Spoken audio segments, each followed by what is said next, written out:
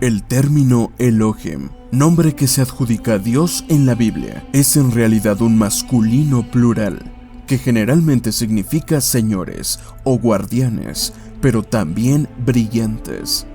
Se utilizaba para indicar poderosos personajes sobrehumanos provenientes del cielo y por tanto divinidades entre comillas, que en algunos casos también eran hijos de dioses.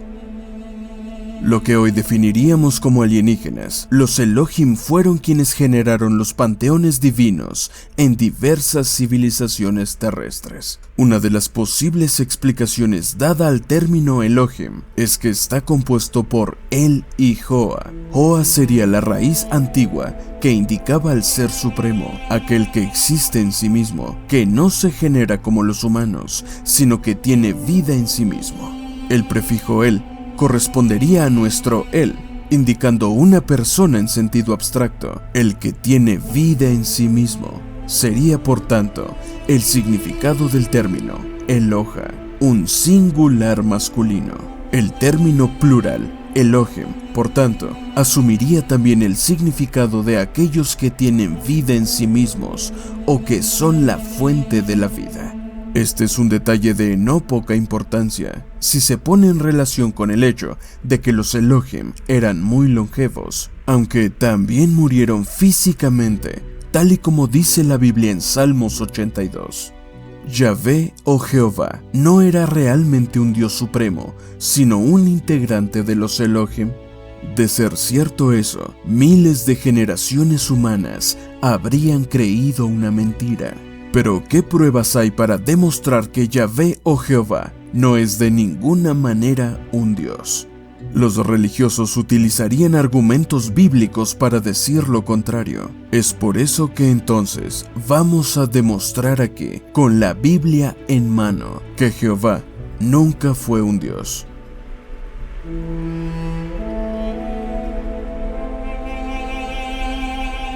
Si usted se siente incómodo con esta información, por favor no vea este video.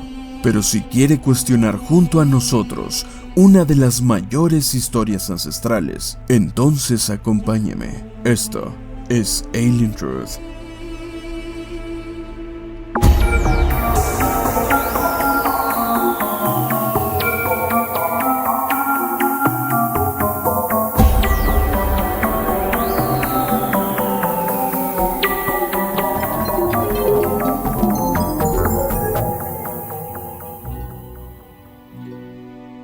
El tema de discusión es el hecho de que en la traducción bíblica actual, el término Elohim se coloca en un contexto en el que se busca afirmar el monoteísmo. Los partidarios afirman el concepto del plural majestuoso, es decir, escriben dioses, plural, para indicar Dios en singular, con el objetivo de hacer que el término Dios adquiera un mayor valor. Ese es su argumento. Sin embargo, olvidan deliberadamente o no que cuando se usa el plural majestuoso en el idioma hebreo, el contexto discursivo está en singular, mientras que en la traducción correcta de los códigos hebreos que conforman la Biblia, el contexto permanece en plural. Es incuestionable. Elohim significa dioses y no Dios. Este es un detalle de gran importancia, ya que resalta que los Elohim no eran el Dios absoluto de la espiritualidad.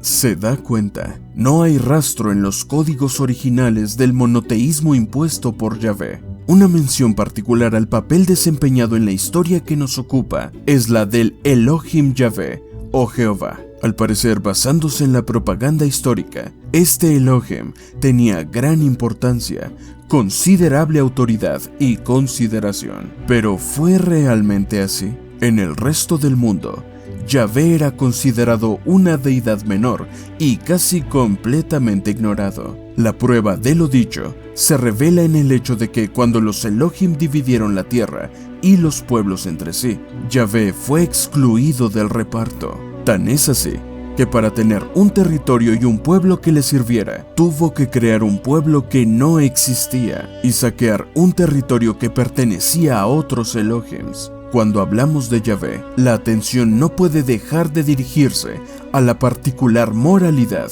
o mejor dicho, amoralidad de esta divinidad. En el Pentateuco, por ejemplo, encontramos escrito que Yahvé era una deidad celosa de su pueblo, y posteriormente, la religión generada quiso explicar estos celos como una forma de amor. La realidad que surge de la traducción literal de los códigos hebreos deja claro que Yahvé era particularmente cruel, feroz, amoral y carente de sentimientos humanos. El número de aniquilaciones que produjo mediante sus armas y mediante el sacrificio de su pueblo son una marca eterna e indeleble de su inhumanidad. Sin embargo, cabe señalar que los otros Elohim también eran casi iguales. Basta pensar en cómo las poblaciones de la época, todas sometidas a ellos, eran consideradas bienes prescindibles para sus propósitos. Para confirmar lo dicho sobre la crueldad de los Elohim en general y de Yahvé en particular, vayamos a la Biblia. Salmos 82, versículo 2. Dios se colocó en la asamblea de lo divino, en medio de los dioses, juzga y dice: ¿hasta cuándo seguiréis juzgando a los seres humanos injustamente y mostrando parcialidad hacia los malvados? En Salmos 82, versículo 6, agrega: yo mismo he dicho, ustedes son dioses y todos son hijos del Altísimo, refiriéndose a la divinidad verdadera, ya que ni siquiera él mismo, el que habla, es decir, Yahvé, no era el Dios verdadero. Ciertamente no está alineado con respecto al comportamiento a seguir hacia la raza humana, y luego continúa: ciertamente moriréis como mueren los hombres, y como ellos caeréis. Si esto le parece desconcertante a alguien en la audiencia, le pido que lo consulte directamente en su Biblia y confirme lo anterior. En el capítulo 6 de su obra, Flavio Josefo relata dos acontecimientos ocurridos que generaron una consternación entre las poblaciones afectadas. En los versículos 289 al 299 afirma: sobre Jerusalén apareció una estrella en forma de espada y un cometa que duró 1 año. El 8º día del mes de Shantico, a la hora 9ª de la noche, quedaron rodeados por un halo de luz que los ilumina como si fuera de día, durante aproximadamente 30 minutos. La pesada puerta de bronce, que normalmente era accionada por una veintena de hombres, se abre sola a las 6 de la noche. El acontecimiento más extraordinario, sin embargo, ocurre el día 21 del mes de Artemisio, correspondiente a agosto-septiembre. El historiador Flavio Josefo dice que la visión fue tan milagrosa que hubiese resultado increíble si no hubiera sido presenciada por gran parte de la población. Antes del atardecer, se vieron en el cielo de toda la región carros de guerra y ejércitos de hombres armados surgiendo de las nubes. Y en la fiesta de Pentecostés, los sacerdotes que habían entrado en el templo para las celebraciones rituales sintieron claramente un sobresalto y luego un grupo de voces que decían: nos vamos de este lugar. Tengamos en cuenta que en el interior del templo se encontraba entonces estacionada el Arca de la Alianza, que era un dispositivo receptor y transmisor que permitía a los principales sacerdotes comunicarse directamente con Yahvé. No es fácil aceptar lo que afirmó Josefo. Lo cierto es que desde entonces no hubo más rastros de la presencia de divinidades tangibles y permanentes en la tierra, reconocidas como Elohim.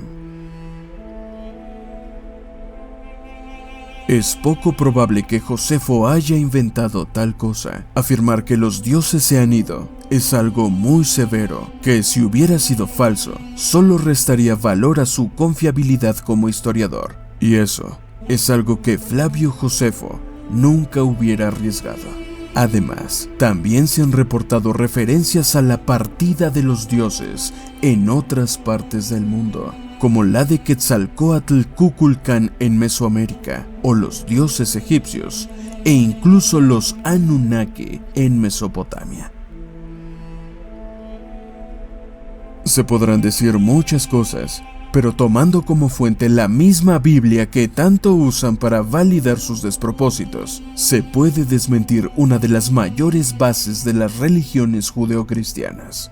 Yahvé pudo haber sido muchas cosas, probablemente un ser poderoso, originario de algún otro planeta, o un humano con acceso a conocimientos elevados. Pudo haber sido casi todo, pero tal y como él mismo lo afirma en la propia Biblia, no era el Dios supremo.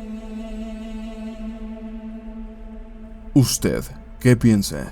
Para Alien Truth, Edward Betancourt.